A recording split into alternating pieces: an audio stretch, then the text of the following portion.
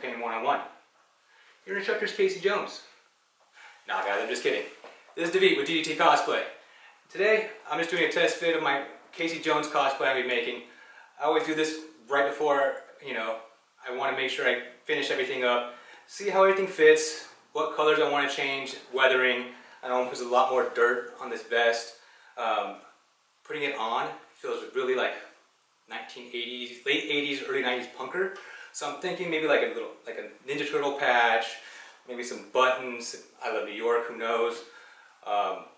This mask right here actually was a Ice Rink Raider mask that I modified.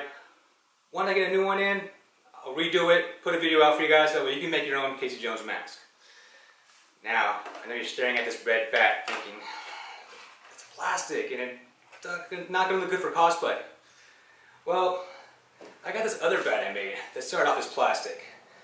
And after a couple layers of coloring, weathering, looks like wood to me. So, I'm going to do the same treatment to this bat right here.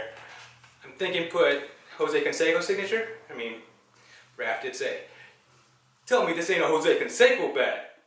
So, you didn't pay money for this. Well, trust me. After I'm done with this bat, you'll think you didn't pay money for it because it is super cheap and it's going to be really awesome. And best thing of all, convention safe, so you can take it anywhere. Alright guys, I just wanted to let you know what I was up to. Please, if you got any ideas on how you want me to modify this costume, leave your ideas in the description below. Like, subscribe as always, and we'll see you guys next time. Bye!